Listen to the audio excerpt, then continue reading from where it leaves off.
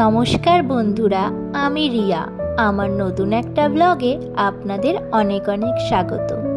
আশা করি আপনারা সকলেই খুব ভালো আছেন, সুস্থ আছেন, আর আমরাও খুব ভালো আছি, সুস্থ আছি। আজ হলো জন্মাষ্টমী। এবছর আমাদের বাড়ির দ্বিতীয় বছরের জন্মাষ্টমী।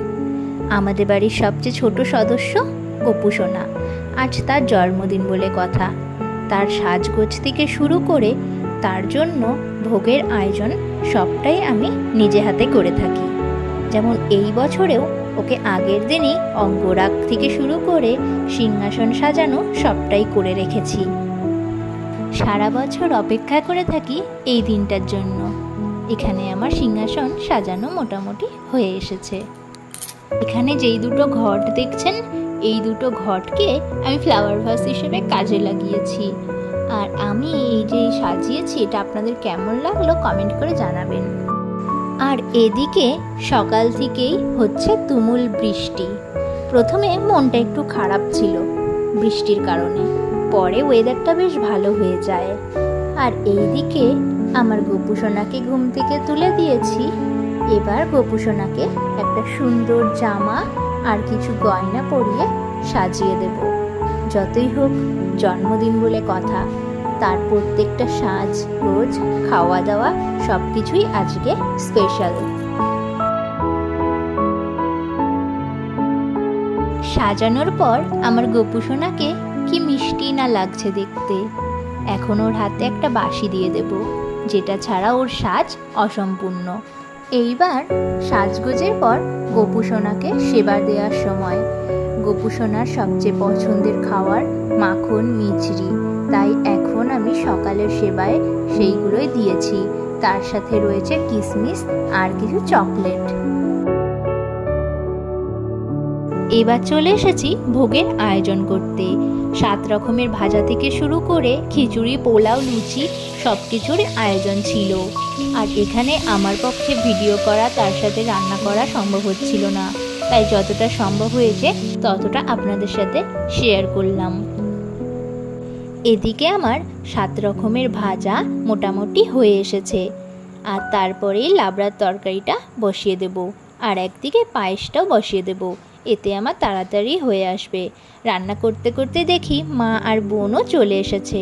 আর মা এসেই তাল নিয়ে বসে পড়েছে, তালের পাল্পটা বের করে দিচ্ছে। এতে আমার কাজে কিছুটা হলেও সুবিধা হবে। এখানে আমার লাবড়ার তরকারিটা হয়ে এসেছে। আর আগের থেকেই সুজি আর ময়দা ভিজিয়ে রেখেছিলাম মালপোয়ার জন্য। মা এখন মালপোয়াগুলো ভেজে নিচ্ছে, তারপর লুচি আর তালের বড়াগুলো করে রেখেছে। আর এখানে দেখো সমস্ত ভোগের আয়োজন আমাদের কমপ্লিট। এখন চলে যাব সোজা ঠাকুর ঘরে। এখন সময় হয়ে গেছে গপু সোনার অভিষেক করানোর। তো এখন আমি গপু সোনার অভিষেকটা করিয়ে নেব। ঘি, মধু, দই, চিনি, দুধ এই দিয়ে এখন গপু সোনার অভিষেকটা করাবো। তারপর করাবো পুষ্প অভিষেক। তো আপনারা ভিডিওটা দেখতে থাকুন।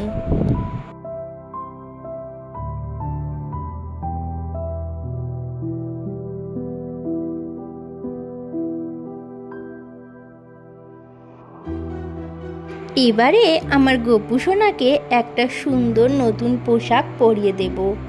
আর দেখুন তো আমার গপু সোনাকে এখন আপনাদের কেমন লাগছে। তারপরে আমরা একে একে সকলেই গপু সোনাকে কোলে নিয়ে একটু আদর করে নেব। আর তারপরে শুরু হবে পুজো। এবারে যা যা ভোগের জন্য আয়োজনে ছিল সেগুলো এখন গপু সোনার সামনে সব সাজিয়ে দেওয়া হয়েছে।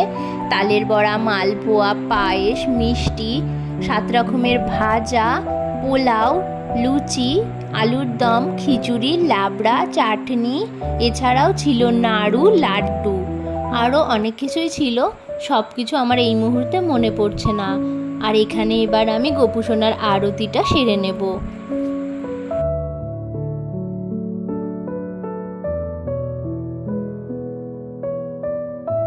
এখানে আমার আরতি হয়ে গেছে। এবার গপু সোনাকে দোলনায় বসিয়ে আস্তে আস্তে দোল দেব। তো আজকের ভিডিওটা এতটাই। আপনাদের কেমন লাগলো সেটা অবশ্যই কমেন্ট করে জানাবেন। আর আমার চ্যানেলে নতুন হয়ে থাকলে অবশ্যই আমার চ্যানেলটা সাবস্ক্রাইব করে দেবেন।